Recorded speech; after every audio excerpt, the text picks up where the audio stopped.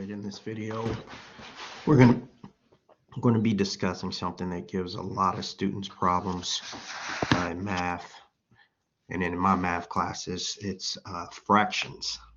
But before we start talking about the fractions, I wanted to go over a brief difference between integers versus fractions. Integers are not fractions, they're whole numbers. An example of an integer would be like 1, 2, 3, 25, 50.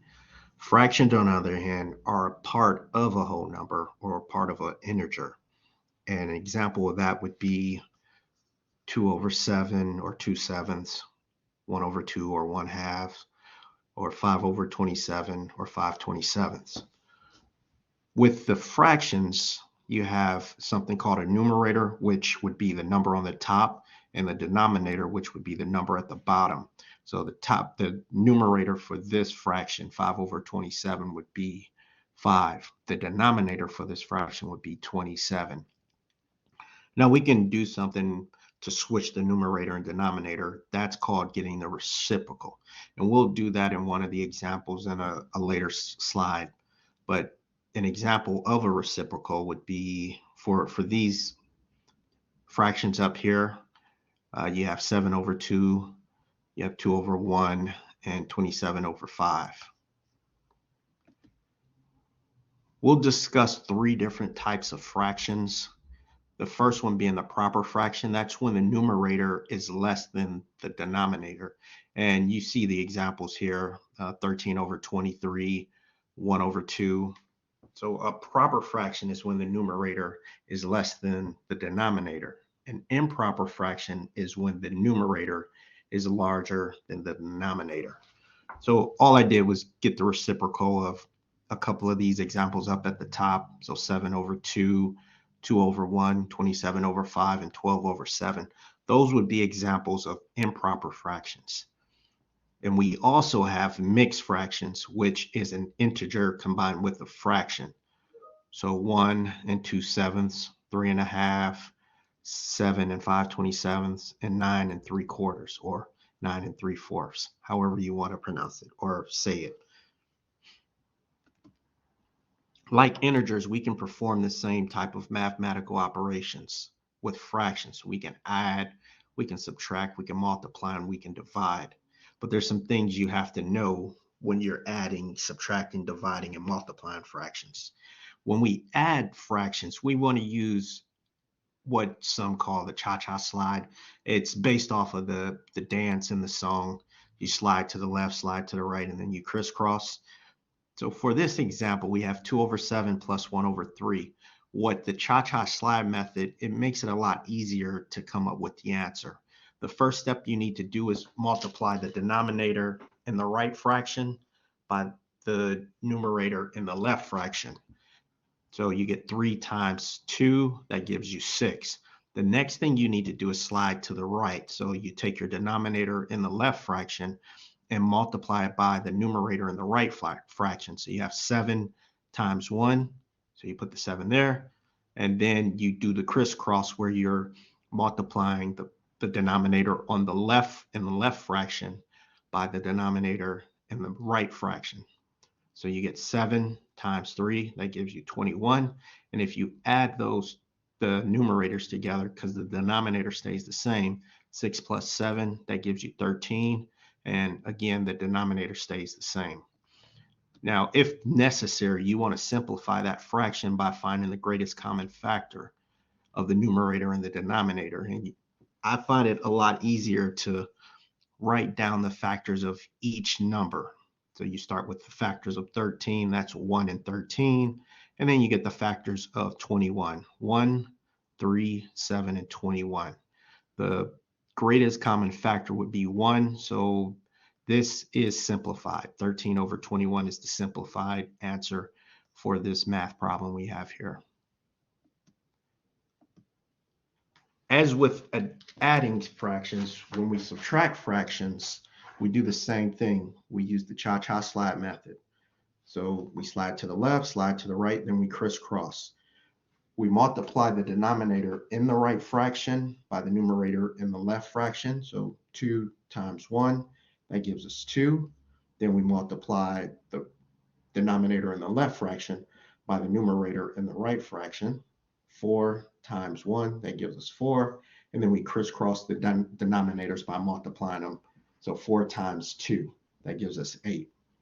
Then we subtract the numbers in the numerator. 2 minus 4, that gives us -2. And the denominator stays the same. And the last thing we have to do is to simplify the fraction if necessary by finding the greatest common factor. And again, you write your factors out. For 2, the factors are 1 and 2. And then for the factors of 8, you have 1, 2, 4, and 8. And the greatest common factor is 2. So you're going to divide your numerator by 2. So 2 divided by 2, that's 1. And then you divide your denominator by 2. 8 divided by 2, that gives you 4. And we keep the negative sign. So our answer to the problem is -1/4 or -1/4. Multiplying fractions is probably the easiest mathematical operation you can do with fractions because it's just a few steps. You multiply across, straight across. So the numerator in the left fraction multiplied by the numerator in the right fraction. So 2 times 3, that gives us 6. And then you multiply the denominator in the left fraction by the denominator in the right fraction. So 4 times 5, that gives us 20. And then we get 6/20. We simplify the fraction by finding the greatest common factor of the numerator and the denominator, and then we divide those two. The factors of 6 are 1, 2, 3, and 6. And then the factors of 20 are 1, 2, 4, 5, 10, and 20. The greatest common factor between those two is the number 2. So we divide 6 divided by 2. That gives us 3. And then we divide 20 by 2. That gives us 10. So our simplified answer is 3/10 or 3/10. Now we're going to do another multiplication problem. But this time, as you can see, I have a whole number in the multiplication problem. And I wanted to do this just to show you how you do for any mathematical operation where you need to turn an integer or a whole number into a fraction. The easiest thing you have to do it is just place a 1 in the denominator, and the numerator would be that whole number. So for 2, to turn that into a fraction, it would be 2/1. So that's where you have right here, 2/1. The next thing you need to do is just multiply straight across.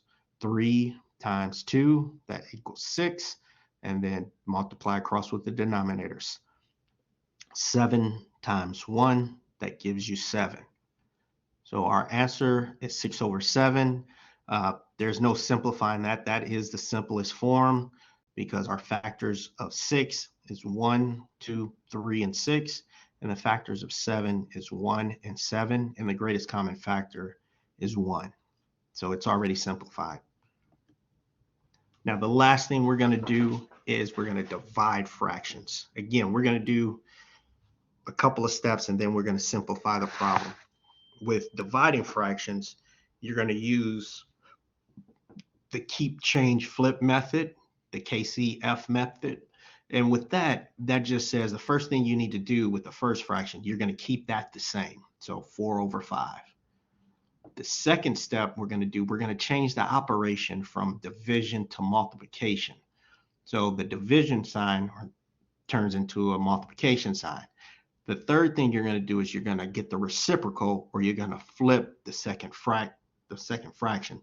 We start off with 2/6. When we get the reciprocal, it becomes 6/2.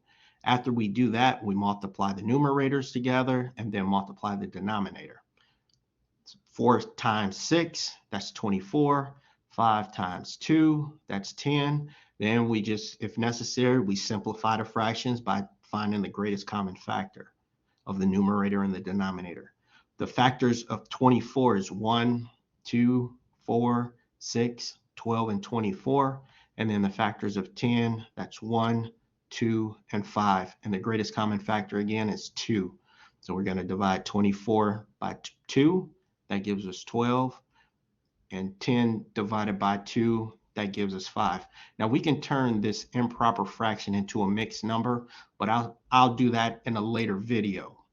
I just wanted to give you an idea of how to add, subtract, multiply, and divide fractions because that gives students a lot of problems in my classes.